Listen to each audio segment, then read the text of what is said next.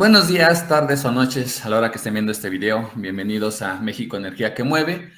Hoy vamos a platicar del segundo tema de este mini curso de introducción a las máquinas térmicas, que tiene que ver con las turbinas de vapor, turbinas de gas y ciclo combinado.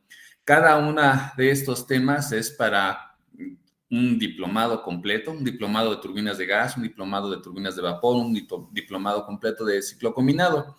Aquí platicaremos en 2 horas lo que interesa al grupo de empresas 3D Pro, que se tenga conocimiento general para socios, clientes y propiamente el equipo de 3D Pro.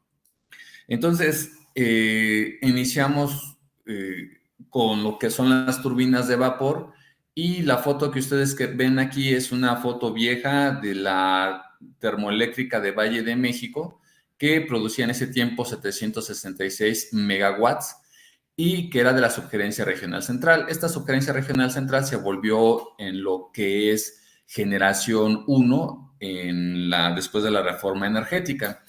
Y esta termoeléctrica, que solamente eran turbinas de vapor, se convirtió en ciclo combinado con unas formas de operar diferentes a lo tradicional que es un ciclo combinado, lo que se le llamó modo híbrido. Pero es interesante platicarlo porque nos da el overview o nos da el conocimiento suficiente que debemos de tener de este fascinante mundo de la turbomaquinaria, y que es parte del core business de 3D Pro. Como ustedes lo pueden ver, en este fondo está la casa de máquinas, donde internamente está en un solo eje conectados lo que es la turbina de vapor, el generador eléctrico y obviamente el excitador del generador eléctrico, y las tomas, los transformadores que van aquí hacia la subestación. Esta subestación ya se van ahí los cables a entregar la energía eléctrica a todo el país. Obviamente, principalmente esa energía es la que consumimos aquí en el Valle de México, por eso se llama Valle de México. Esto que ven aquí en azulito son las chimeneas, son 4 chimeneas, son 4 turbinas, es unidad 1, 2, 3, 4. Y en ese tenor, lo que ven aquí, estos tanques grandotes, son tanques de combustible líquido. Ese tanque de combustible líquido es el que entra a estas calderas, y al quemarse generan vapor que se va a la sala de máquinas central, a la turbina de vapor. Una vez que esa vapor pasó por la turbina, hay que condensarlo, volverlo otra vuelta líquido, y es donde se ven estas gas blanco, que no es otra cosa más que vapor de agua. Entonces, el gas que sale de la chimenea son gases de combustión, y esos salen un poco grises, y máxime cuando se quema un combustible líquido muy contaminante como es combustóleo, y que a veces eso hace que el Valle de México se active la alarma de que hay mucha contaminación, porque pues se quemaba este tipo de combustible. El repotenciar es que se eliminó este combustible líquido y se utiliza combustible gas directamente en una turbina de gas, y los gases de combustión de la turbina de gas es lo que ahora calienta el agua para volverla a vapor. Entonces, esto que vemos aquí, que son 766 megawatts dividido en 4 unidades, nuestro proyecto insignia, que era en el sexenio pasado, era el ciclo combinado de 300 megawatts en San Luis de la Paz, Guanajuato, una inversión de 350 millones de dólares, y que estaba todo listo para construirse en ese sexenio, pero que sabemos la política que se utilizó en este sexenio, y pues no fue posible hacer ese cierre financiero para iniciar con la construcción. Una de las esperanzas para este nuevo sexenio es que la nueva administración sí permita proceder con inversiones privadas de este calibre, de este índole, y tener nuestro ciclo combinado. Entonces, con eso en mente, veamos acorde a lo que ayer vimos, qué es lo que son estas turbinas de vapor. De entrada, el símbolo de una turbina es lo que es una tobera de expansión. Es decir, que en una turbina, que es esto, es de alta presión. Por aquí, esta flechita es que aquí está entrando el vapor del generador de vapor. Del generador de vapor viene la línea de vapor y entra a la turbina de alta presión. Y la salida de la turbina de alta presión se vuelve a meter al generador de vapor para darle otra vuelta, un aumento de temperatura, y esta entre a la turbina de presión intermedia. Aquí, como les digo, es un solo eje en donde en el generador eléctrico pues también está conectado su excitador. Lo interesante aquí es entender que cuando esta vapor entra por arriba de 300 grados centígrados.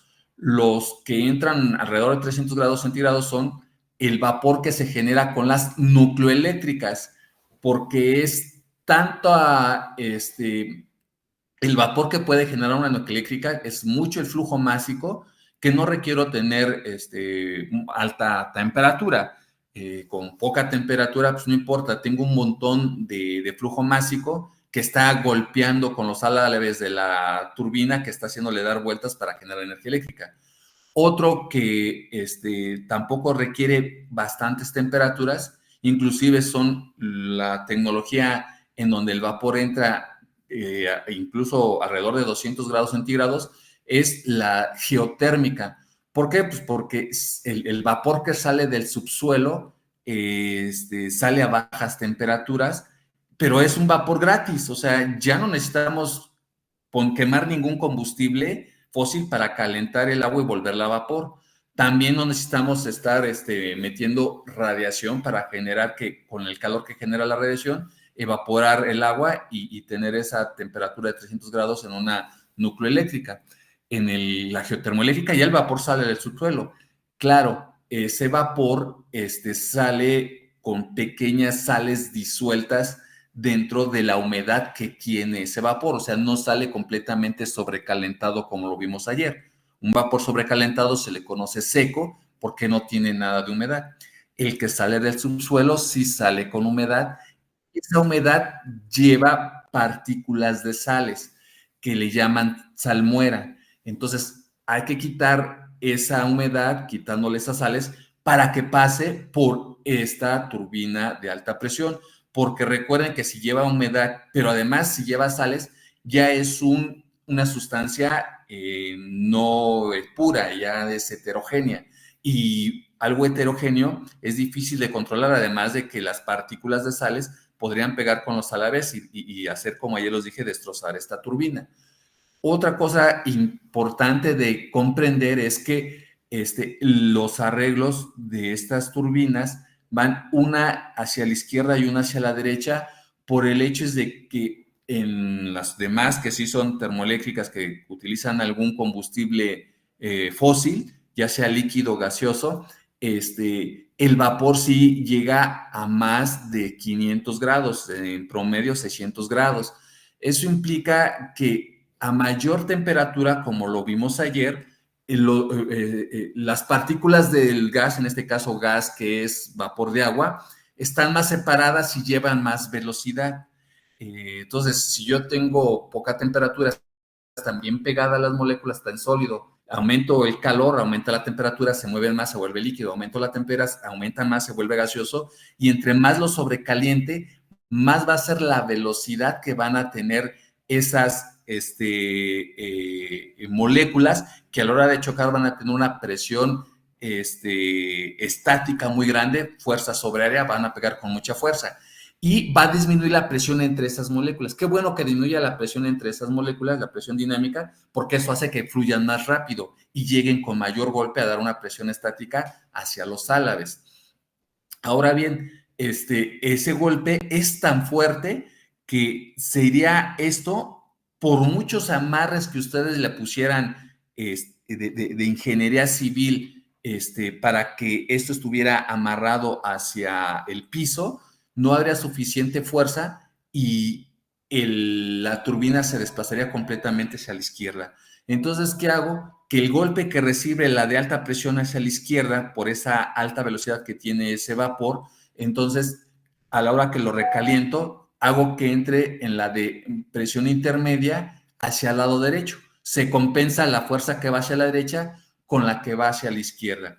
Algo que me gusta poner como ejemplo para que se entienda esta situación de que la temperatura genera mayores esfuerzos que la propia fuerza mecánica, es que si a ustedes les dan un golpe, así sea el Canelo que ahorita está de moda, con toda su fuerza les da ese golpe en la cara, pues quedarán muy adoloridos, quedarán muy aturdidos. Obviamente estamos hablando que es en la mejilla, porque en alguna parte delicada, bueno, pues sí causa estragos de que hasta se muere uno. Pero si es en el cachete, por muy fuerte que sea, quedaremos aturdidos y no pasa de ahí. Si nosotros diseñamos un puente y en ese puente lo diseñamos para que estén pasando carros de 100 toneladas, y de repente pasa un carro de 120 toneladas, va a moverse, pero va a resistir. O sea, 20% más de lo que fue diseñado. Nosotros resistimos un golpe de Canelo que es 200 o 300 veces más lo que estamos acostumbrados a recibir de contactos en nuestra cara. Porque esas fuerzas mecánicas la naturaleza las soporta. Sin embargo, nosotros trabajamos a 37 grados centígrados de temperatura. Somos una máquina térmica que opera a esa temperatura. ¿Qué pasa si la subimos 3 grados centígrados a 40 grados centígrados? La mayoría que llega a 40 grados centígrados se muere o queda con efectos nocivos a su salud que ya no queda bien para toda la vida. Entonces, en el momento que nosotros tenemos la temperatura en 39 grados, nos meten en hielo, en agua, con alto hielo, para bajarnos, controlarnos la temperatura. No se diga a 41, pues no hay censo que alguien diga que ha llegado a 41, ya a 41 estamos muertos. Entonces, fíjense cómo 3 grados centígrados respecto a 37 que soportamos, es muy poco el porcentaje de exceso de temperatura que aguantamos. Entonces, si yo diseño un puente en donde vamos a tener temperaturas, digamos que en el desierto a 50 grados centígrados, y de repente en ese puente aumenta el 10% a 55 grados centígrados, el puente se cae. Recuerden que como todas las moléculas se expanden, la entropía aumenta porque aumenta el desorden molecular y las moléculas se separan, entonces se dilatan los cuerpos. Las uniones de los puentes, a la hora de que se aumenta la temperatura, se expanden y al expandirse hace que se rompa cualquier cosa que esté cercana a ellos. Pues esa es la idea de que se entienda que es importante no exceder la temperatura. Entonces, algo que pasó en nuestro adelante tecnológico de quemar basura para generar vapor es que ese vapor sí estaba aumentando la temperatura, pero no la presión. Y el problema de que aumente la temperatura, los álabes que están dentro de la turbina sí aguantan temperaturas hasta de 800 grados centígrados, pero esto está girando y para estar girando aquí hay empaques. Esos empaques que permiten que el vapor no se vaya saliendo o pues obviamente para que esto gire yo necesito tener engranes, no engranes, valeros y esos valeros pues tienen aceitito para que esto ruede. Bueno, pues por esos aceititos puede salirse el vapor. Se diseña para que el vapor no salga ni por ninguna de esas partes. Hay sellos y todos esos sellos sí no aguantan tanta temperatura. Entonces se debe de tener control de la temperatura en la entrada de la turbina para que los sellos soporten esas diferencias de presión. Y con un golpe de temperatura muy alto sí podemos romper esos sellos. Por eso no nos lo permiten meter rápidamente el vapor sino que algo que deben de tener en cuenta en toda máquina térmica, sin excepción alguna, debe existir un sistema de arranque. Ese sistema de arranque en los vehículos del ciclo Otto que consumen gasolina, antiguitos, no se diga los diésel, los chimecos antiguos, tenía que, en ese sistema de arranque, pues encendías el carro y no luego metías velocidad y vámonos. Tenías que esperarte unos segunditos a que se estabilizara todo el ciclo. Recuerden que pues, finalmente este es un ciclo. Entra el vapor, sale, se recalienta, vuelve a entrar aquí, se va, sale y va regresando, se va a la de baja presión y vean que la de baja presión también, la mitad se va hacia la izquierda y la mitad se va hacia la derecha para compensar los golpes que tiene la alta temperatura y la alta presión con la cual se está manejando este vapor. Y sale y se va el condensador. Aumento la presión en una bomba y aquí estoy recalentando. Se necesita siempre un deaerador o desgasificador en toda turbina de vapor para asegurar que el equilibrio de la mezcla o de que en todo momento en la turbina haya gas y que en todo momento lo que entre en una bomba sea agua, independientemente de lo que me dé el condensador. Aquí hay dos situaciones importantes de que se les quede grabada. A ver, ¿qué pasa? Sale aquí vapor, sale en forma gaseosa. ¿Por qué lo tengo que condensar para volverlo líquido? Si después lo tengo que calentar ese líquido para volverlo otra vuelta vapor. La respuesta es que para aumentar la presión de un líquido necesito una bomba. Y si yo quiero volver a aumentar la presión, porque aquí ya sale a baja temperatura y a baja presión, la temperatura y la presión se convirtieron en giro de estas turbinas, que ese giro de estas turbinas se convirtió en electricidad en este generador eléctrico. Bueno, debo de volver a aumentar la temperatura y la presión. La presión la voy a aumentar con una bomba porque es líquido. Si no quiero poner el condensador, pues pongo un compresor. Ese compresor me va a aumentar la presión de algo gaseoso. Como es para llenar las llantas de nuestras bicicletas, de nuestro carro, pues se necesita un compresor que le aumenta la presión al gas y se puede meter a nuestras llantas del carro. Pues aquí podríamos poner un compresor y aumentaría la presión de este gas. Claro, aquí deberíamos asegurarnos que no hay nada de humedad, porque si al compresor se le mete humedad, el compresor se descompone. Lo mismo pasa con una bomba. Si a una bomba se le mete gas y no es totalmente líquido, la bomba se descompone. Tan es así que en su casa, aquí mismo en las oficinas, a veces la bomba ya no sube el agua a la cisterna, de la cisterna no sube el agua hacia los tinacos de la azotea. ¿Por qué? Pues porque se le metió gas. Entonces hay que volverla a cargar, hay que volverla a echar la agüita, hay una tubería de donde se le echa agüita para eliminar el gas y que quede completamente agua. Entonces, para hacer el aumento de presión en un compresor es totalmente gas, quitarle la humedad. En una bomba que sea totalmente líquido, aquí en el condensador es volverlo totalmente a líquido, quitarle cualquier burbuja de gas para que aumente la presión. La pregunta que sigo haciendo es, ¿por qué diablos pongo un condensador y no pongo un compresor y me ahorro el estar pasando al estado líquido? Y la respuesta es muy sencilla, por economía. Un compresor es mucho, mucho más caro que una bomba. Entonces, el sistema que yo pongo aquí, un condensador con una bomba, este equipo, este conjunto de dos equipos me sale mucho, mucho más barato que poner un compresor.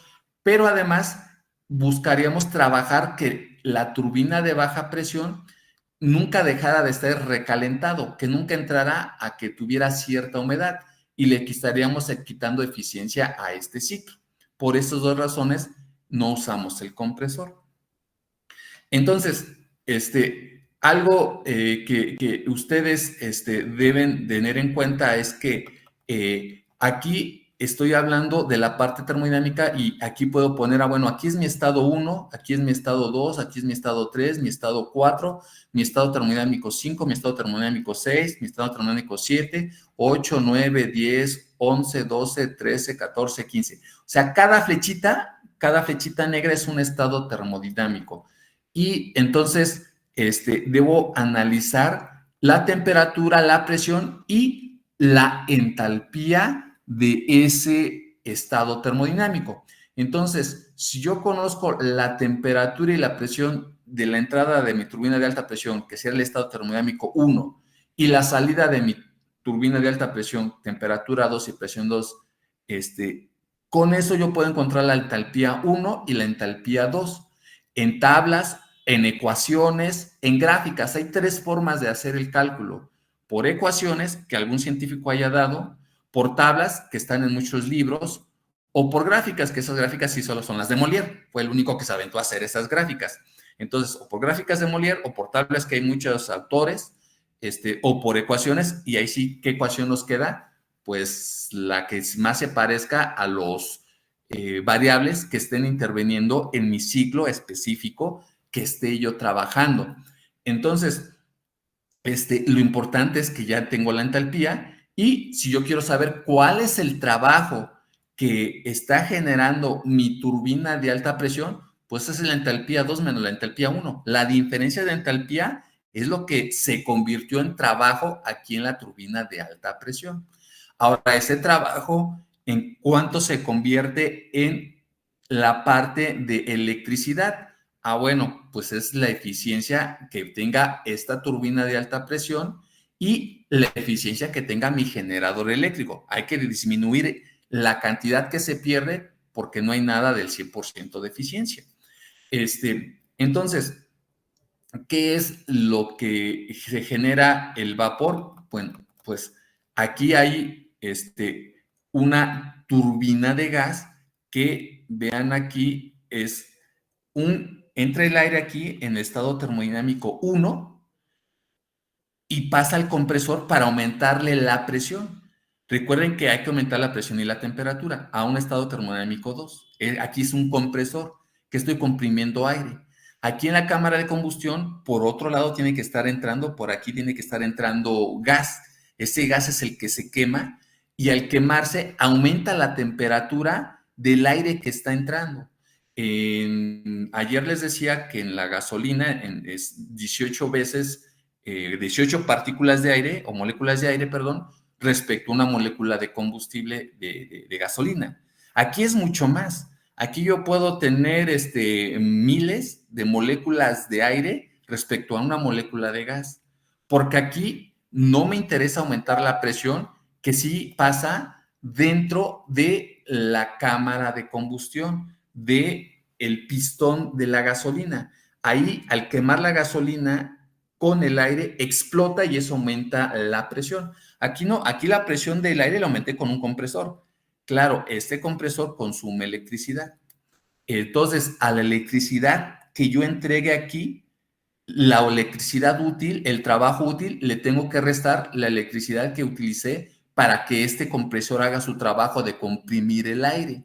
Entonces, a esto le tengo que sumar, a este flujo másico de aire, le tengo que sumar el flujo másico del combustible, y ese es el flujo total que va a hacer trabajo en la turbina. Recuerden que no voy a separarlo, lo voy a considerar aire, porque este gas natural CH4, en el momento que se queme con el aire que entró del compresor, me va a dar, como productos de la combustión de esa molécula de agua, de CH4 de metano, me va a dar una molécula de agua y otra molécula de dióxido de carbono. Bueno, hay que hacer la reacción química para ser más precisos, porque no es directamente una molécula por una molécula. Entonces, lo que sí es un hecho es que eso entra a la turbina de gas, y aquí está entrando la turbina de gas, como decíamos ayer, si estoy hablando de la gasolina, llega a 800 grados. Pero aquí las turbinas de gas modernas están llegando ya hasta 1300 grados centígrados. Entonces, yo quisiera aquí llegar a 1800 grados centígrados porque entre mayor temperatura, mayor energía puedo obtener y en una cámara de combustión sí puedo generar esa temperatura. ¿Cuál es el detalle? Que todavía no hay materiales que aguanten 1800 grados dentro de las turbinas que estén girando.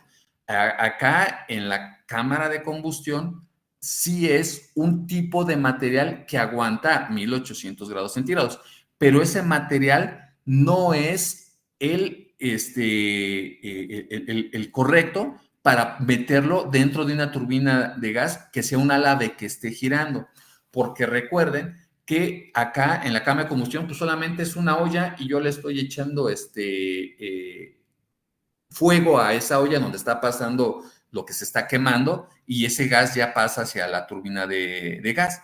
Pero aquí no, aquí los álabes sí tienen una deformación para que peguen y empiecen a girar con mayor velocidad, sea mayor el golpe, que la mayor el área de contacto, recuerden que presión es fuerza sobre área. Entonces debo tener una mayor área de contacto para que tenga, esa presión se convierta más en fuerza. O sea, despejamos la fuerza es presión sobre área, presión por área, perdón. Entonces, a mayor área de contacto, mayor fuerza es la que voy a obtener en el giro, porque la presión es la que viene trayendo mi gas, porque la presión la aumentó el compresor. Entonces, esa presión, al multiplicarla por el área de contacto, es la fuerza que obtengo del giro de la turbina de gas. Entonces, y para tener mayor área necesito darle una curvatura y esa curvatura no se puede dar para materiales que aguanten mucha temperatura. Entonces, materiales que sí aguantan y que no se quedan a recibir ese golpeteo, porque esa es otra cosa. Acá estoy calentando, pero el flujo va en una dirección y acá no, aquí el flujo sí está golpeando algo, está golpeando el álade. Y que aguante ese golpe, solamente aguantan a 1300 grados centígrados, pero que es mucha temperatura. Estamos hablando que hace 40 años la máxima temperatura era 900 grados centígrados, o sea, sí se ha aumentado 100 grados centígrados casi cada década y si se siguen utilizando nuevos materiales para que esto siga teniendo mayor. Ahora, ¿qué pasa si yo me subo a un avión? Que una vez que esta cámara de combustión pasa por la turbina, esta turbina hace el movimiento para que este compresor se mueva. Es decir, la turbina, su movimiento con el cual chocó estos gases y se empiezan a dar vueltas, está conectado a un eje para que el compresor se mueva. Por eso hay que restarle el trabajo que se genera el compresor, pues porque le está quitando vueltas para que se convierta en electricidad acá.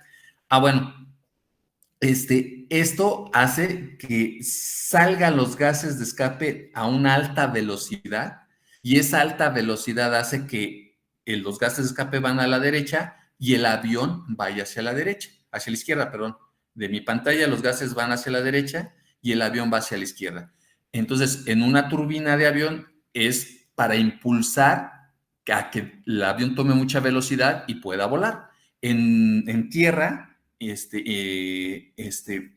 para que este compresor gire y a su vez haga girar un generador eléctrico y me entregue electricidad. Entonces, las turbinas, dependiendo cómo estén por dentro, son aeroderivadas, implica que es una turbina de avión que se puso en el piso y que tiene el mismo funcionamiento, solo que se va hacia un generador eléctrico. O son turbinas específicas más grandes para llegar a la parte del orden de 100 megawatts o grandes que puedan meterse en un ciclo combinado como estos. ¿Por qué? Porque al entregar mucho flujo másico y todavía en la salida estar entregando alrededor de 600 grados centígrados, 700, porque entró a 1300 y sale a 700. En vez de que esos gases de escape los tire a la atmósfera, los meto a un recuperador de calor. Y entonces en ese recuperador de calor entra el agua y esa agua aquí se evapora, porque el agua aquí a la salida está alrededor de 40 grados centígrados. Esos 40 grados centígrados los meto aquí y se vuelve a generar vapor a 550 grados centígrados y 550 grados centígrados lo meto. Esto elimino aquí el generador de vapor. Por eso aquí el generador de vapor está punteado, porque aquí lo elimino a la hora de que vuelvo un ciclo combinado. Entonces, acá arriba estoy hablando nada más de una turbina de vapor, acá solamente estoy hablando de una turbina de gas, y el ciclo combinado se vuelve cuando combino la turbina de gas con la turbina de vapor, recuperando el calor de los gases de escape. Por eso, una turbina de vapor, la más eficiente, su eficiencia está liciento a 41% de eficiencia. La turbina de gas, la más eficiente, está llegando a 39% de eficiencia. Combinadas, la eficiencia de este ciclo termodinámico combinado, ciclo combinado, está llegando a 60% de eficiencia. Y pues, lo máximo que puede llegar es al 80% en un ciclo teórico. Ahora, si yo calculo la entalpía entre entrada y salida de esta turbina de alta presión de vapor, encuentro su trabajo. Si calculo la entalpía de esta turbina de presión intermedia a la entrada y la salida, conozco su trabajo. Y así conozco el trabajo entre las entalpías de entrada y salida. Y lo mismo aquí puedo encontrar el calor que se está recuperando entre la entalpía de entrada de los gases de escape y la salida de la entalpía de los gases de escape. Y esa entalpía, ese calor que va a ser el cálculo de entre entalpía de entrada menos entalpía de salida del recuperador de calor, ese calor es el que va a recuperar esta agua. Debe ser igualito a la entalpía que gane esta agua, porque aquí sí la transferencia de calor es el calor que yo estoy recuperando por estos gases de escape, es el calor que pues, propiamente recupera el agua. Y por eso es muy importante el concepto de entalpía. Otra situación es que esta turbina de gas, hago lo mismo, calculo la entalpía de entrada y entalpía de salida del compresor y la resta me va a dar el trabajo del compresor. Desafortunadamente, las tablas de aire son un poco difíciles de encontrar y más difíciles de manipular. No hay muchos datos. Entonces, si ustedes hacemos un ejercicio mental para las tablas, yo tengo una temperatura 1 de 10 grados centígrados, una temperatura 2 de 11 grados centígrados, y yo tengo una presión 1 de 1 bar y tengo una presión 2 de 1.01 bar. Entonces, hay una entalpía que está en medio de esas dos y la entalpía que está entre 10 y 11 grados centígrados es de, póngale, 1000. Y de la presión de 1 a 1.01, ¿de cuánto sería? No sabemos, ¿no? O sea, ahí hay que calcularlo. Pero si sabemos que la separación de una es de 1000, bueno, la otra que estamos hablando de un mismo ciclo, podríamos decir que también es de 1000. Ah, vale, sale. Decimos que más o menos estamos trabajando en los mismos tres estados termodinámicos, entrada y salida y uno que está en medio. Y entonces ahora digo, bueno, tengo la temperatura ya no de 1 de 10 a 11, sino de 10 a 12. Pero tengo la presión no de 1 a 1.01, sino de 1 a 2. La separación ya es muy grande, que es muy difícil calcular lo que hay en medio.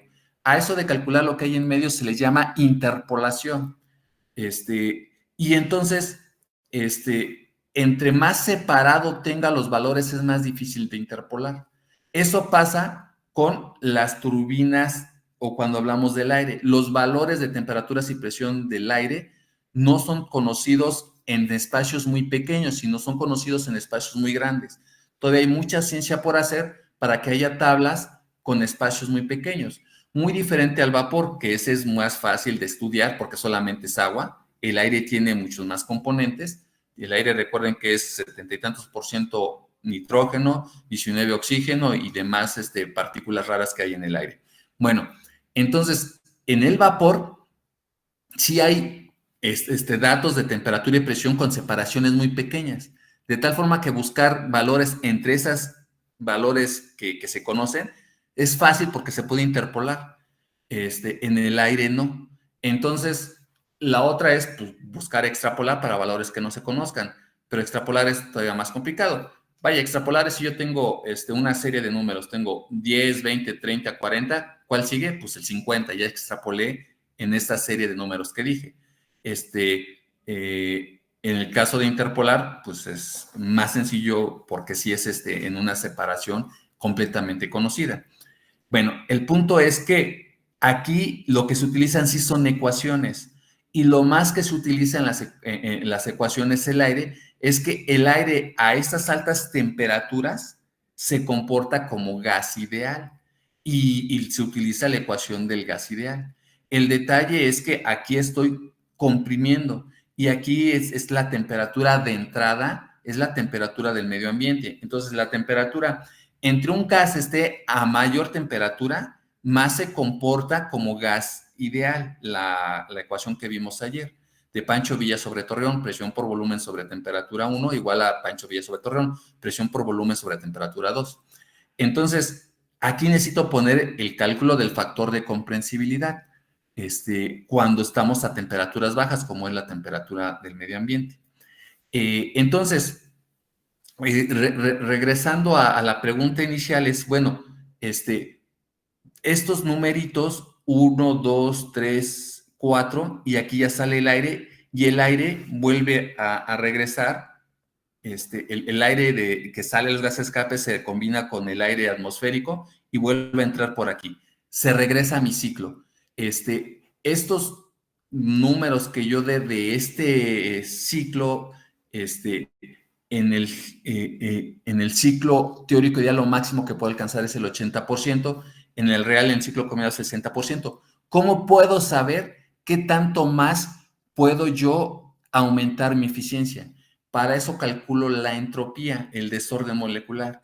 Y entonces calculo el desorden molecular en el estado 1, 2, 3, 4, y con ello yo puedo decir entonces, acorde a dónde está parada esa entropía respecto a lo que es lo ideal y lo real a lo que está trabajando, hay una ecuación que me dice cuánto es lo que yo puedo todavía mejorar. Entonces, hay ciclos combinados, los más eficientes que son de 60, todavía pueden recuperar otro 5%. Es decir, teóricamente, en la realidad todavía estamos desperdiciando 5% que podemos aumentar la eficiencia a 65%. Pero en el caso de una turbina de gas, se dice que sí vamos a poder llegar, haciendo un cálculo exegético, a tener una tecnología de hasta el 50% de eficiencia. ¿En dónde se pierde toda esa eficiencia? En dos aspectos. Uno, en cuanto a que vean que aquí yo solamente estoy tomando 1, 2, 3 y 4 estados termodinámicos de este ciclo de turbina de gas. Pero para que el aire entre, si el aire lo hago, dejo que se comprima aquí, y recuerden que aquí hay mucha basura, que hay ventoleras, y esa basura puede entrar al compresor y esa basura me hace un fluido heterogéneo, no un fluido puro, y entonces voy a romper mi compresor. Tengo que poner aquí yo un filtro. Entonces, en el momento que entre este filtro, yo tengo un estado termodinámico más y ese filtro puedo hacer que optimice la eficiencia de mi ciclo.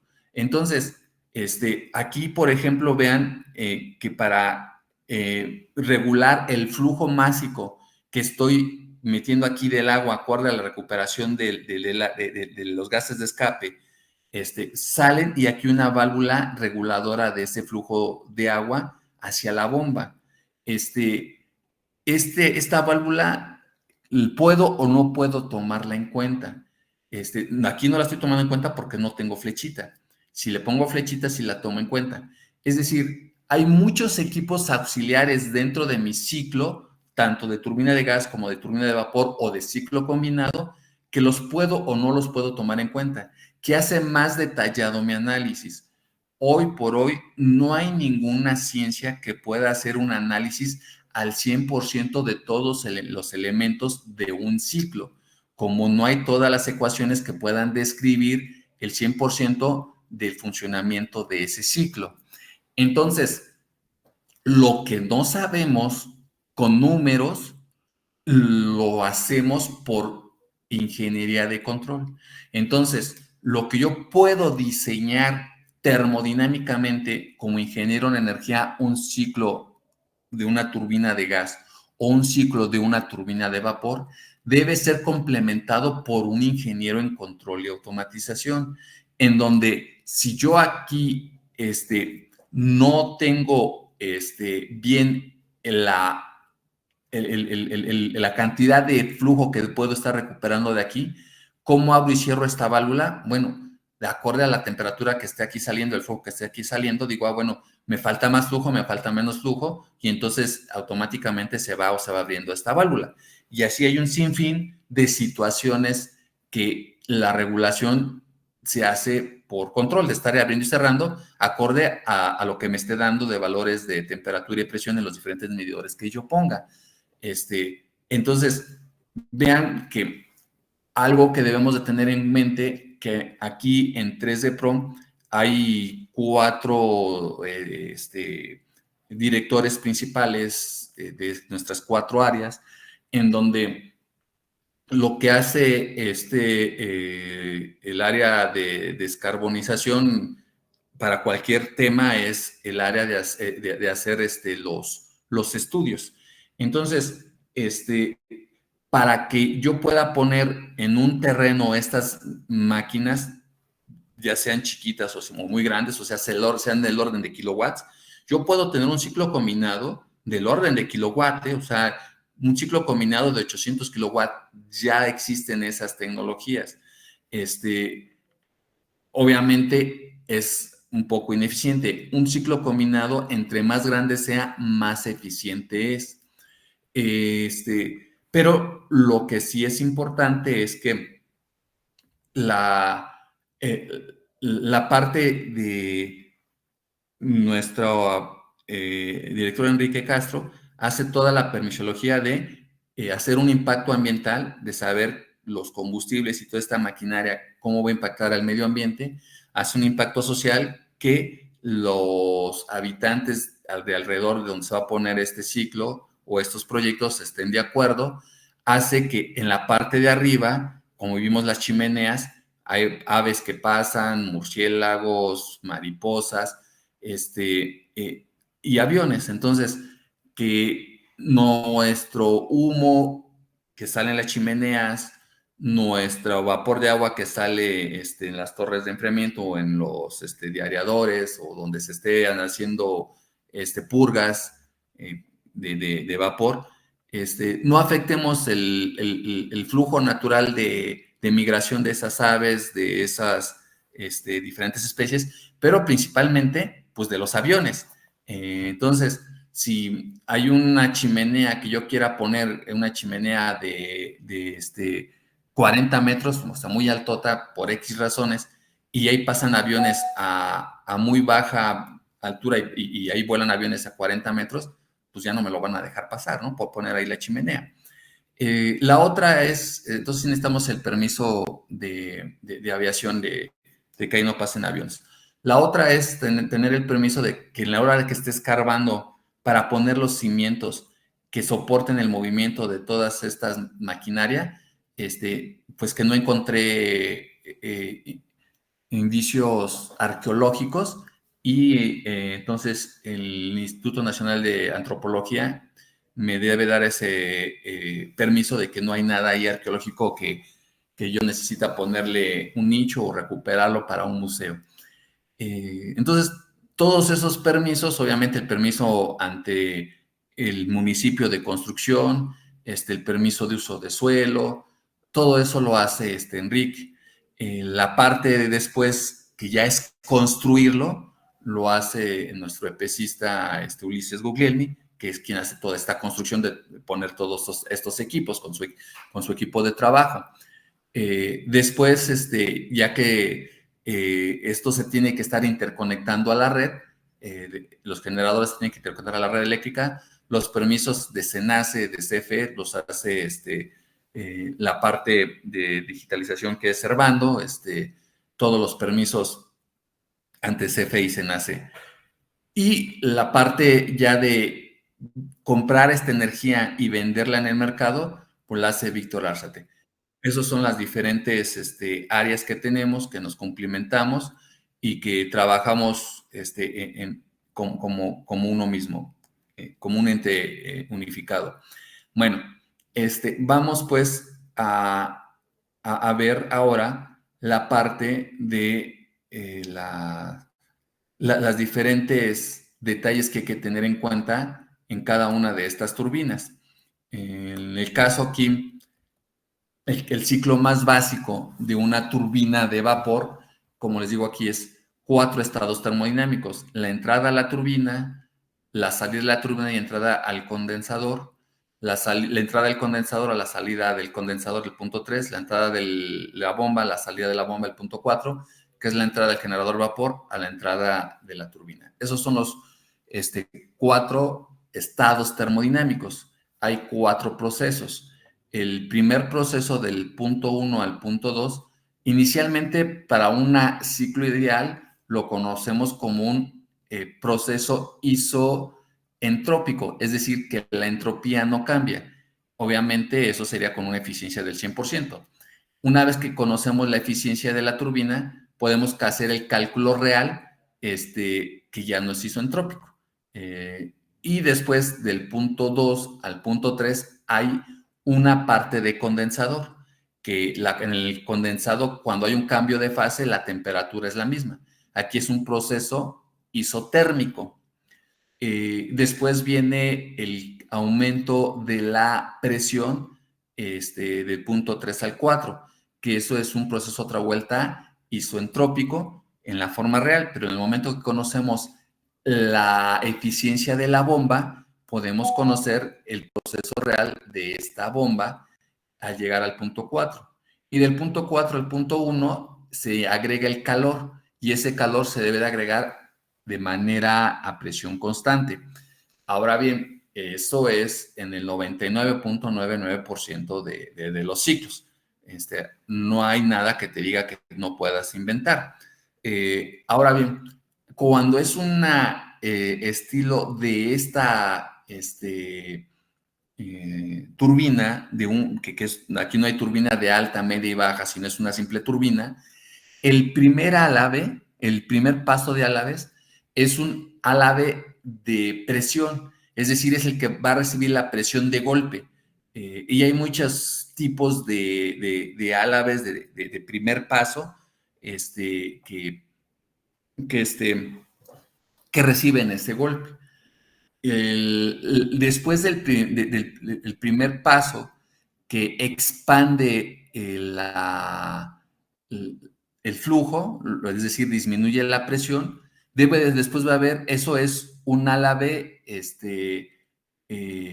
bueno, aquí, ¿cómo se llama? Miento. El primer paso es un paso estacionario, es decir, la parte de esta turbina está pegada a la carcasa, está fijo, y eso hace que recibe el golpe y redirecciona el fluido hacia un siguiente paso, que ese sí es rotativo, ese sí es el que da vueltas y después de ese que disminuyó la presión, va a un siguiente paso de otra vuelta de álaves fijos que están pegados a la carcasa, que esos sirven para redireccionar el flujo, porque entre la inclinación de los álabes del primer paso rotativo, del primer paso móvil, a los álabes del siguiente paso, el flujo se distorsiona. Entonces, para que poder tener un flujo homogéneo, hay que poner una serie de álabes estáticos que den orientación, dirección, que vuelvan homogéneo el flujo hacia una dirección de un segundo álave rotador. Entonces, vean que puedo tener 1, 2, 3, 4, 5, 6, varios números de pasos dentro de la turbina. Cada paso está constituido por una serie de paso estator, de álabes estatores, y una a la vez rotores que se mueven. Entonces, el gran problema es que cuando se tiene un solo paso, pues solamente tiene un solo paso para recibir el golpe, para redireccionar el flujo, y que en un solo paso de ala de rotor, ahí todo el flujo se convierta en trabajo. Esa es las turbinas más ineficientes que hay en el mercado, pero que son las útiles para pequeñas cantidades. Por eso les decía que una turbina, entre más grande es más eficiente. Entre más pequeña es más ineficiente, porque entre más pequeña pues tienes menos pasos, tienes menos formas de estar controlando la dirección del flujo para el golpe que le da a los álabes. Entonces solamente aquí hay un solo paso en donde se le orienta a que se le dé ese golpe al álabe rotor.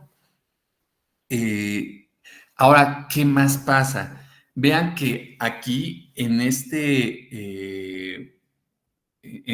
ciclo de 4 estados termodinámicos y 4 procesos, no hay un deareador o desgasificador. Implica que debo asegurar que el condensador sí me vuelva completamente líquido aquí hacia la bomba. No hay una etapa intermedia aquí de un deareador que pueda hacer que saque y me esté asegurando que cualquier gasecito que se haya pasado se quede por arriba. O sea, un deaerador, pues no es otra cosa más que por abajo hay agua y por arriba hay gas. O sea, naturalmente el aire tiene menos densidad y sube, y el agua tiene mayor densidad y queda abajo. Y la tubería sale por abajo para seguir trabajando hacia la bomba. Ahora bien, para esto no hay gran problema, no hay gran problema porque el condensador pues, sí es muy seguro que haga esto. El gran detalle es cuando quiero aumentar mucho la presión. Entonces, tener una bomba que yo tengo aquí una presión, cuando sale aquí decíamos que es 40 grados centígrados, pues aquí es una casi presión de vacío. Casi no hay presión, toda la presión se fue a convertirse en trabajo. Entonces, una bomba, así como un compresor, su utilidad depende de la relación de presiones, es decir, la presión de salida respecto a la presión de entrada. Entonces, en un compresor, si yo tengo una presión 1 y sale un bar y sale una presión de 3 bar, bueno, la relación de compresión es 3 entre 1 de 3. Lo mismo pasa con las bombas. Si la presión de salida es de 4 bar y la presión de entrada es de 1 bar, entonces su relación de presiones es de 3. Entre más grande sea la relación de presiones, más caro y más grande es la bomba.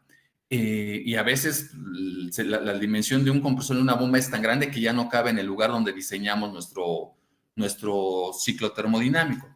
Entonces, ¿qué pasa si yo quiero aquí a la salida, tengo por dar un valor, 0.1 de bar, porque pues, puede ser casi vacío, y ese 0.1 de bar lo quiero subir hasta alrededor de 1 bar. Bueno, pues 1 entre 0.1 estamos hablando de 10, una relación de presiones de 10. Es muy grande, pero aún así asequible y se compra la bomba. Pero aquí apenas tengo 1 bar. Entonces, yo para meter la mecanizador de vapor, mínimo necesito tener, porque un bar no le hago nada ni cosquillas a mi turbina. O sea, mínimo debo de tener, no sé, ¿qué les parece? 3 bar. Bueno, entonces debo de tener aquí otra bomba que suba de 1 bar a 3 bar. Entonces, en eso de 3 bar, pues también está bien, son 2 bombas, pero el problema de salir de una bomba y luego entrar a otra bomba, sí puede que en ese aspecto, como las bombas cavitan, sí aumentan la presión y puede que generen dentro del líquido aire, burbujas de aire por esa cavitación que tiene. Entonces, antes de meterlo a otra bomba, forzosamente requiero tener aquí un desgasificador en donde esas burbujas de aire se vayan hacia arriba y abajo quede el agüita y de la agüita se tome hacia la bomba. Para asegurar eso, que haya una separación, es necesario poder tener aquí dentro de la turbina una pequeña extracción de agua caliente, que a la hora de que esa agua caliente choca con esta agua que está aquí, eso hace que el golpe térmico haga que el aire se suba más hacia arriba y abajo quede exclusivamente el agua. Además de que precalientas un poquito el agua y ya la siguiente bomba va a asegurarse que va a funcionar bien. Entonces, si no tengo dos bombas, si nomás tengo una, y yo tengo aquí una de un punto un bar y la quiero subir hasta 3 bar porque es lo que utiliza mi turbina, bueno, de punto 1 a 3, la relación de presiones es de 30. Físicamente es una bomba grandísima, económicamente es un monstruo de bomba, no es rentable. Entonces, ¿qué voy a tener que hacer? Pues tener una bomba chiquita y tratar de subir la presión dentro del generador de vapor, pero eso es técnicamente malo, muy malo como lo está viviendo nuestro equipo de trabajo. Entonces, que si hubo pues detalles que aprender para una siguiente, pues sí, ¿no?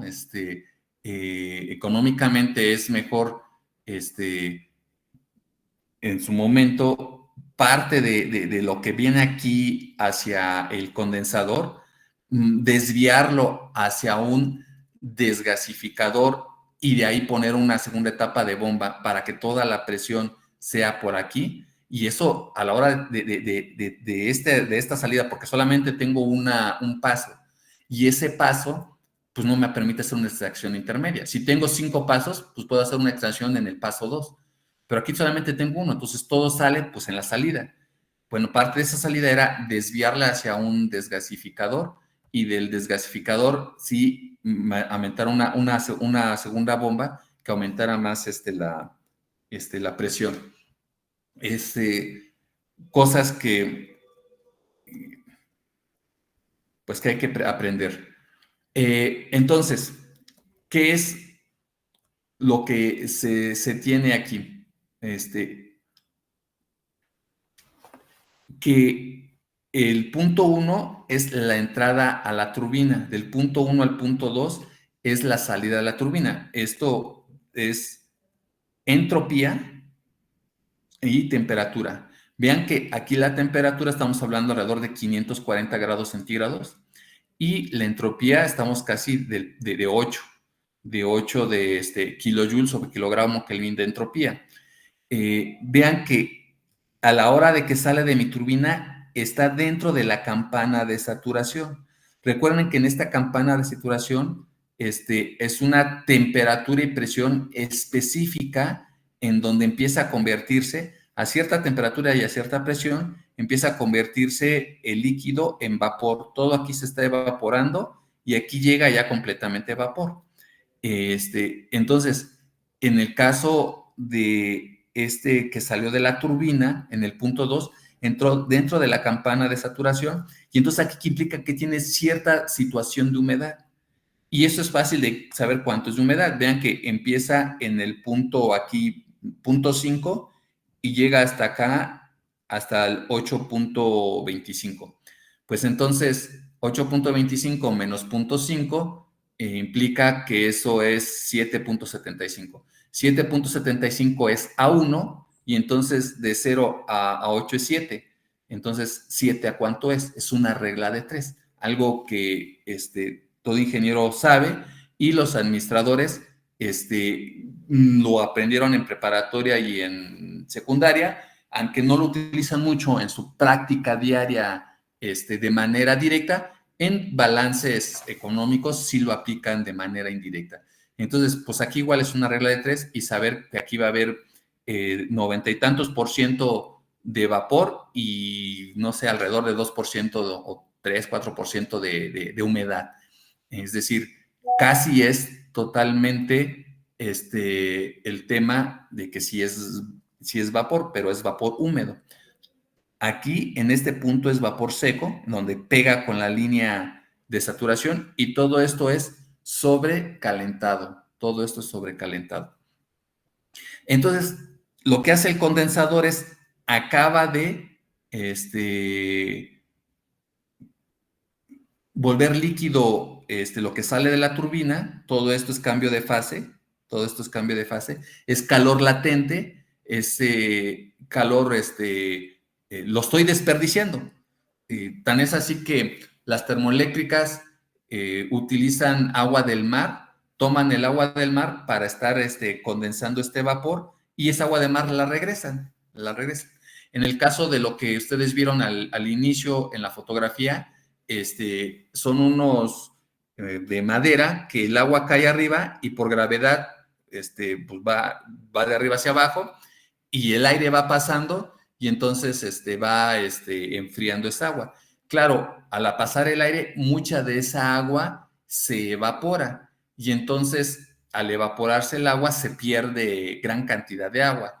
Lo que pasó en la termoeléctrica de Cuautla, que por mucha parte del sexenio de Peña Nieto estuvo cerrada, que los pobladores no querían que se abriera esa termoeléctrica. Llegó esta administración con López Obrador y tampoco querían, y ya López Obrador les echó el ejército y los desalojó con lujo de violencia. Es porque tomaban el agua del río de Cuautla, y esa agua enfriaba al vapor del agua que salía de la turbina, y entonces ya se buscaba que se regresaba. Pero como pasa por turbinas, perdón, por condensadores a cielo abierto de torre, mucha agua se evaporaba, entonces regresaba hacia el río, pero regresaba poca, mucha se evaporaba. Entonces, para evitar eso, lo que ya se ponen ahora son condensadores cerrados, y eso evita que el aire que enfría al agua esté evaporándola y se la esté llevando, y estemos desperdiciando mucha agua hacia el medio ambiente.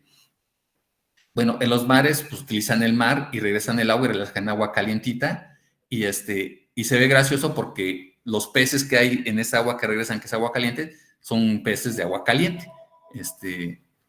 En fin, el punto es que una vez que ya tengo condensado, del punto 3 al punto 4, esto vean que es el aumento de presión. Esta de aquí, del punto 2 al punto 3, es un proceso isotérmico, pero a la vez es un proceso isobárico. Recuerden que en el cambio de fase es a la misma temperatura y a la misma presión. Es isobárico. Entonces aquí hay una presión, vean, como yo les dije, de punto 1 bar, punto 2 bar. Y la debo de subir acá a 5 o 6 bares.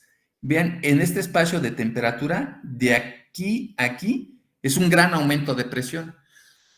Y esta de aquí es una isobara. Del punto 4 hasta el punto 1 es isobárico. Esta línea es una isobárica. Del punto 4 al punto 4A, dentro del generador de vapor, se le llama el economizador. Es decir, de aquí a acá está subenfriado, o comprimido, líquido comprimido, que ayer lo vimos, o líquido subenfriado. Entonces, le tengo que dar calorcito para llevar esa agua que está a, no sé, 5 o 6 grados centígrados, llevarla hasta 100 grados. Obviamente aquí debe ser mucho más porque la presión es mayor. Entonces, póngale que sean, no sé, a 120, que empiece a evaporarse. Y aquí ya es todo el proceso de evaporación, de líquido saturado de 4A a 4B a vapor saturado. Todo esto es mezcla líquido-vapor. Y aquí ya después de que está saturado, que es completamente 100% vapor, se sobrecalienta de 4B hasta el 1. Entonces aquí es el sobrecalentador, aquí es el evaporador y aquí es el economizador. Actualmente en San Luis de la Paz se cambió el sobrecalentador de la caldera, y eso ya ha permitido llegar a condiciones en donde ya está rodando la turbina, y eso es muy bueno. Lo que sigue es situaciones de control, pero una parte en donde si yo tengo aquí más de 540 grados centígrados que me generó mi caldera. ¿Qué puedo hacer si llegó a 600 y la turbina solamente aguanta 540? Bueno, pues le echo agüita. Al echarle agüita, que se le llama temperador, esa agua va a enfriar a esta de 600. Entonces, 600 combinada con poquita agüita de 80 grados centígrados, pues lo que va a hacer es que la combinación me va a dar mayor flujo, pero a una temperatura menor de 540. Pues es como cuando nos estamos bañando, la abren al agua caliente y sale súper caliente. ¿Cómo enfriamos el agua caliente? Pues abro tantito al agua fría. Pues es lo mismo, le echan tantita agua fría en el atemperador y ya sale la temperatura que queremos. Ahora bien, ¿qué pasa? Otra forma en donde yo puedo buscar que no se aumente tanto la temperatura dentro de la cámara de combustión. Bueno, eso como lo dije en uno de los videos de IAE, lo hizo Robert Bosch para la parte de gasolina y que después lo han estado extrapolando para el ciclo diésel, para el ciclo de gas y para las mismas turbinas de vapor dentro de las calderas.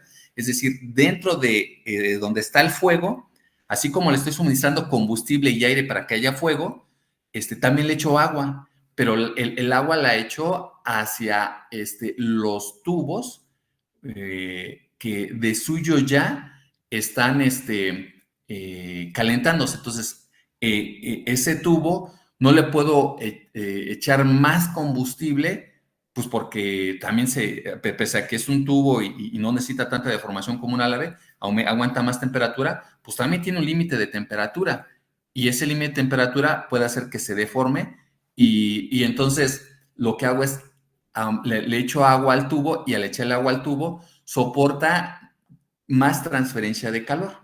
El agua calientita hace que también se siga pasando el calor hacia adentro, a que se caliente el agua que va dentro del tubo. Entonces, ya sea echándole agua directamente a la cámara de combustión o ya sea echándole agua al agua caliente para disminuirla, son formas de bajar la temperatura de salida de la cámara de combustión para tener la temperatura adecuada. La parte de aumentar la presión dentro de la cámara de combustión, obviamente la ecuación del gas nos dice que Pancho Villa, presión por volumen es igual a MRT, M la masa, R es la constante de los gases por la temperatura. Es decir, que a mayor temperatura es mayor la presión. Si aumenta la temperatura, definitivamente va a aumentar la presión. Pero la diferencia es que a mayor temperatura es mayor la velocidad del fluido. Eso hace que disminuya la presión estática y no puedas tú aumentar la presión porque no hay algo que le está haciendo choque.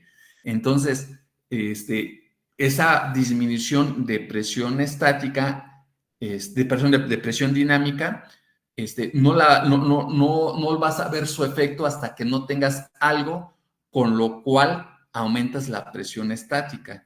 Y si aquí no hay nada en un sistema de arranque, porque todas las situaciones deben tener un sistema de arranque, el avión tiene su sistema de arranque, tan es así que un avión no se enciende y vámonos a volar. Está un ratito, encienden las turbinas, está unos segundos en lo que se complementa el ciclo, y es algo que debemos de poner un ciclo ranking también, un sistema de arranque en donde este punto 1 llegue al punto 2, al punto 3, al punto 4, al 4A, al 4B. Entonces, si no tengo las condiciones para cerrar el ciclo, pues el ciclo no va a operar. Entonces, debo de tener un sistema de arranque en donde yo prepare bien que tenga mi presión y mi temperatura en el punto 1 para meterlo a la turbina. En el momento que lo meto a la turbina, se va al 2, luego se va al 3, se va al 4, y hasta entonces, bueno, puedo ir de 4 a 4, de 4 a 4B y de 4B a 4 a 1 solito sin ese sistema de arranque. Pero este punto de aquí, siempre el adecuar el flujo de trabajo al estado 1 donde empieza a hacer trabajo, ya sea que empiece a hacer trabajo el pistón en el ciclo diésel el pistón en el ciclo Otto, la turbina de gas en la turbina de gas, propiamente, ahí suena muy redundante, y la turbina de vapor en el ciclo Rankine, bueno, pues se necesita ese sistema de arranque. Bueno, entonces, ¿cómo es el calor suministrado? Pues el calor suministrado es la entalpía del punto 4, que es esta, que es la que entra, y la entalpía del punto 1, que es la que sale. Entonces, para evitar lo que les decía ayer, de poner una situación de regla de signos, si entra es negativo o si entra es positivo, si sale es negativo o si sale es positivo. Es muy fácil hacerlo simplemente diciendo a la mayor entalpía le resto la menor entalpía y con eso es más que suficiente. ¿Dónde hay mayor entalpía? Pues donde hay mayor temperatura y presión. Entonces, en el punto 1, que es la entrada a la turbina, hay mayor entalpía, pues lo pongo al inicio. Y en el punto 4, que es la entrada a la caldera, pues es la resta. Entonces, entalpía 1 menos entalpía 4 es el calor que se suministra en la caldera. En el caso de el calor que se pierde en el condensador, es la parte del condensador, entra en 2 y sale en 3. La salida del condensador, al hacerlo líquido, una entalpía líquida siempre va a ser menor que una entalpía gaseosa. Entonces es 2 menos 3. Y ese es el calor que se pierde en el condensador, que lo retiré de mi ciclo y lo tiré al medio ambiente, en calor caca que ya no lo voy a utilizar. Entonces, ese es donde la eficiencia se desperdicia, porque estoy sacando calor del ciclo y lo estoy tirando al medio ambiente. El trabajo útil es el calor que se genera. Bueno, aquí no es trabajo útil, aquí está error. Miren, un error que estoy encontrando es calor útil. El calor útil es el calor que se generó menos el calor que se desperdició, el calor del condensador. Entonces, el calor que se generó en la caldera es QS y el calor que se desperdició en el condensador es QP. Ese es el calor que se le metió a la turbina. Y obviamente el calor que se le metió a la turbina, pues sí puede ser que es el trabajo útil, si se puede decir al final del día que es trabajo útil, porque es un ciclo ideal, porque no estamos diciendo que hay pérdidas dentro de la bomba y de la entropía, de que se genera en la turbina, ni en la bomba ni en la turbina. Por eso si aquí sí es igual, el calor útil es igual al trabajo útil porque es un ciclo ideal. Entonces la eficiencia termodinámica es este trabajo útil entre el calor suministrado. Y entonces, pues ya eso es todo. Bye. Pero ya en la parte real, lo que decíamos que era isoentrópico, que era del punto 1 al punto 2 en lo que es entropía, acá en el eje Y puedo poner temperatura o entalpía, porque recuerden que una forma de calcular la entropía, más cuando es el aire, usar el flujo másico, que es el M, por el Cp, que es la capacidad calórica a presión constante, por el delta T. Entonces, lo único que estamos viendo en esta ecuación de que la entalpía es mCp delta T, por el flujo másico M, por la capacidad calórica Cp, por el delta T, el incremento de temperatura, es que la entalpía es directamente proporcional a la temperatura. Por eso, en el eje Y podemos poner temperatura o entalpía. Y en el eje X sí hay que poner la entropía. ¿Por qué? Porque la entropía en un ciclo ideal es isoentrópico, que no estamos aumentando el desorden. Del punto 1 al punto 2, eso hace la turbina, expande, al expandir baja la temperatura, baja la entalpía, de forma ideal. De la forma real es que sí aumentó la entropía, va del punto 1 al punto 2'. Hay un aumento de entropía. Entonces, esto es del 2' al 2, esto de aquí es la eficiencia propia de la turbina. Y así nos sirve para calcular la eficiencia. Entonces, la eficiencia de expansión, que es de la turbina, es la entalpía 1 menos la entalpía 2', que esto es el trabajo real que hizo, entre el trabajo ideal, la entalpía 1 menos la entalpía 2, que habíamos usado en la ecuación anterior. Esta es la eficiencia de la expansión eta E de la turbina. Lo mismo pasa para la parte de, bueno, la eficiencia no es la misma para todos los álabes, por lo que se define la eficiencia isentrópica de expansión que se supone la misma para todos los álabes. Decíamos que había diferentes números de álabes.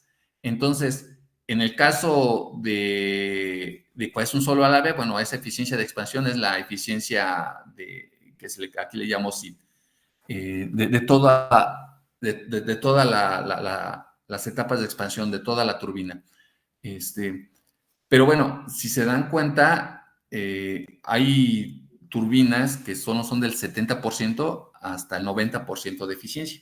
No se ha incrementado, esto sí, esos valores siguen siendo reales. Y hay turbinas que todavía se ponen y que son hasta del 60%. Entonces, vean que las turbinas más chiquitas pues están de 70% de eficiencia, contra unas grandotas que es del 90%, es 20% de diferencia de eficiencia. Es muy grande la diferencia.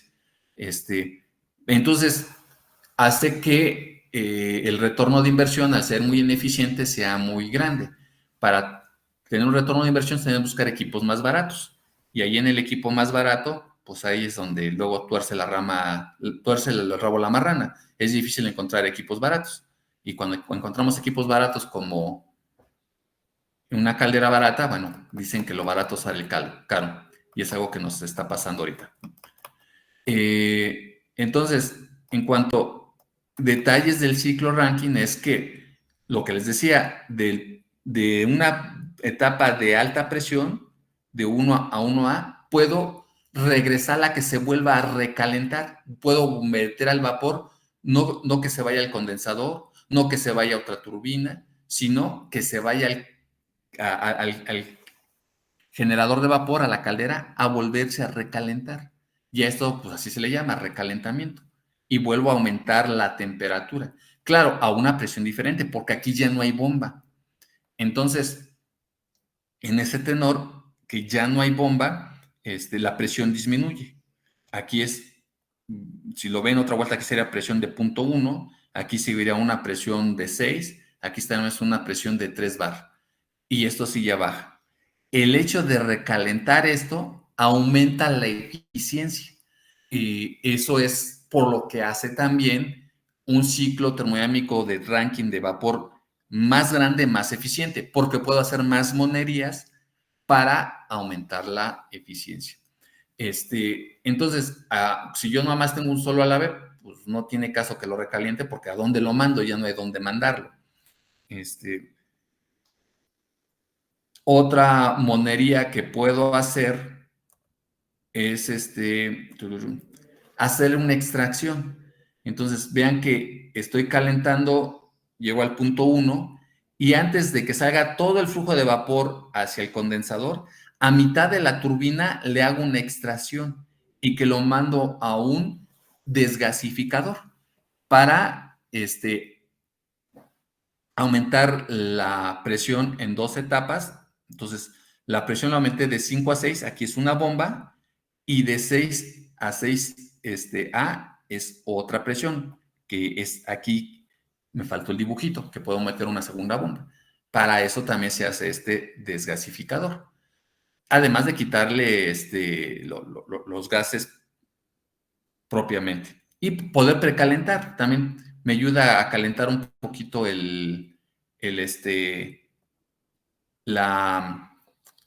que voy a alimentar aquí en el 1. Es decir, en vez de estar suministrando el calor desde 5 hasta 7, desde 5 hasta 1, perdón, desde 5 hasta 1, aumentar todo esto es en la caldera, todo esto le estoy aumentando de calor. A la hora de que hago esta extracción, esta agüita caliente se va a mezclar con el agua de acá que no está caliente.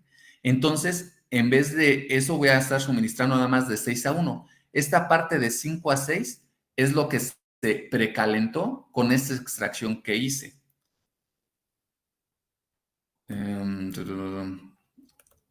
Seguimos. El ciclo Joule-Brayton, que es la turbina de gas, es esta que tenemos aquí, es de 1 a 2 es el compresor, de 2 a 3 es la cámara de combustión, de 3 a 4 es la turbina de gas.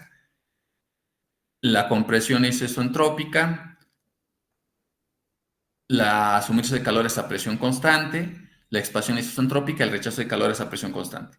Y esto es de 1 a 2, aquí es el trabajo del compresor, de 2 a 3 es el calor suministrado, de 3 a 4 es la expansión de la turbina de gas. Y en el aire se vuelve a cerrar el ciclo porque el aire vuelve a entrar a mi compresor. Otra vuelta tengo entropía y tengo temperatura. Como esto es de 2 a 3 es isobárico, la presión 2 es igual a la presión 3. Una vez que estamos en el medio ambiente no cambia la presión, entonces la presión 4 que sale de la turbina es la misma presión a la que entra en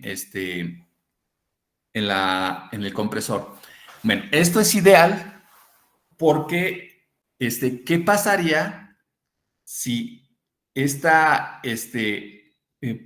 presión 4 fuera exactamente igual a la presión 1, que es la atmosférica?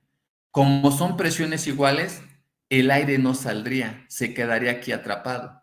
En la realidad, la presión 4 debe ser un poquito mayor para que esa presión 4, al ser mayor, sí esté empujando a la presión 1, que es la atmosférica, y sí puedan salir los gases de escape.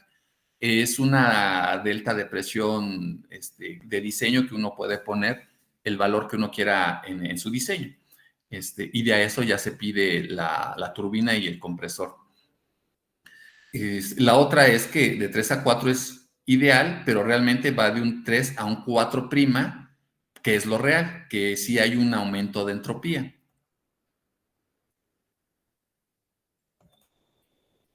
Entonces, en el caso de que la turbina tiene 100% de rendimiento, la cámara de combustión tiene 100% de rendimiento, los compresores tienen 100% de rendimiento, no hay pérdida de presión en los ductos y todo es bonito. Entonces, otra vuelta, el trabajo del compresor es H2 menos H1, el calor suministrado es H2 menos H3 y la turbina es la entalpía 3 menos la entalpía 4. Recuerden que cuando son minúsculas es porque todo lo estoy dividiendo entre la masa para que no tengamos problemas de masa. Es todo joules sobre kilogramos por unidad de masa. Ya lo multiplico al final por la masa y ya tengo la entalpía grandota, el trabajo total grandote en mayúscula. Bueno, entonces el trabajo neto es el trabajo de la turbina menos el trabajo del compresor. Y entonces la eficiencia va a ser el trabajo neto entre el calor suministrado. Aquí, como no tengo los valores de entalpía en tablas, los valores de entalpía de vapor sí hay en tablas, en los valores de aire, de entalpía del aire, no están en tablas muy especificados, lo hago por cálculos de esta ecuación, del CP delta T. No pongo la M porque recuerden que habíamos dicho que era MCP delta T, pero como estoy en letras minúsculas, es dividido entre la masa, entonces no pongo la masa, nomás es el CP por el delta T. Como el compresor es H2 menos H1, pues aquí la es temperatura 2 menos temperatura 1. Y aquí es simplemente álgebra que se hace para ponerlo en el proceso de expansión del compresor, que es pi, que es P2 entre P1, que es la relación de compresión. Esta pi es un dato que se requiere de origen, que entre mayor relación de compresión, mayor es la eficiencia. Y es algo que dije desde la clase pasada. La relación de compresión de las turbinas de gas son mucho mayor a las de diésel y las de diésel son mucho más que las del ciclo de gasolina. El de una turbina de vapor, como son bombas, pues las bombas pueden aumentar todavía mucho más la presión y más económicamente. Por eso el ciclo Rankine sigue siendo el más eficiente de todos los ciclos. Claro, el ciclo combinado, pues ya combinas ciclo Rankine con ciclo Joule-Brayton, que es el de gas, y me da la eficiencia más grande del 60%. Bueno, esto también importante, el ponerlo en términos de teta, que es temperatura 3, que es la salida de la cámara de combustión entre la temperatura 1, que es la temperatura ambiente. A esto es el tirante térmico, lo que les decía, entre mayor sea esta diferencia, mayor va a ser la eficiencia. Entre más frío sea el medio ambiente, esto al dividirlo es mayor, el tirante térmico es mayor, el potencial térmico es mayor.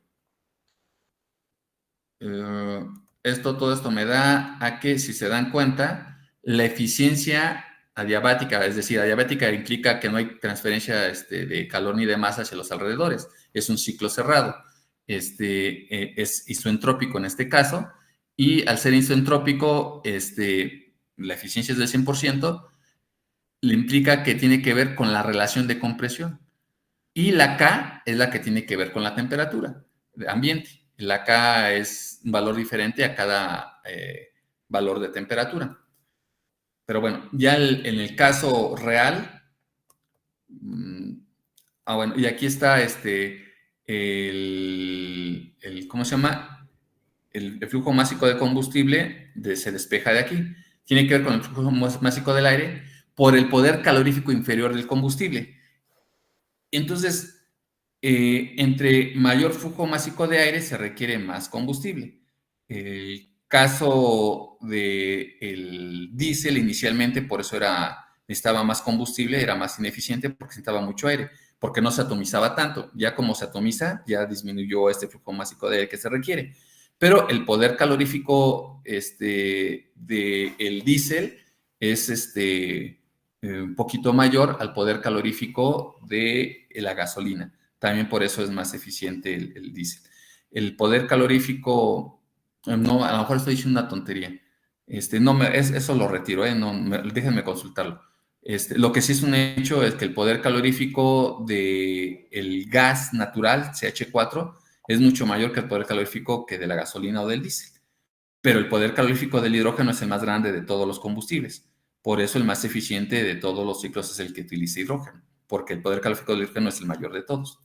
Y entonces, ese poder calorífico, por por el flujo de másico del combustible, me va a dar que es el que va a suministrar mayor calor. Pueda suministrar mayor calor. Bueno, el ciclo gas Joule-Brayton real, pues igual que el caso de la turbina de vapor, es que hay una parte de que sí hubo cambio de entropía. Entonces, el ideal es el azulito y el real es el negro. Y entonces en el real vean que en el ideal es isoentrópico, pero en el real sí hubo aumento de entropía. Aquí el ideal es el que pongo como 4' y el real es el que pongo como 4. Y si hace igual el cálculo de la eficiencia. El CP de la parte delta T real, ideal, perdón, entre el real. Aquí es al revés, de la eficiencia del compresor. Porque en el compresor recuerden que nosotros estamos haciendo trabajo al compresor. Por eso el ideal va arriba y el real va abajo. Porque es más el ideal es más el real que el ideal. Porque en el real nosotros le estamos suministrando trabajo, energía eléctrica al compresor para que se mueva al inicio en el arranque y después ya la turbina lo va a mover directamente. Es el sistema de arranque que les digo. Primero el compresor no se va a mover.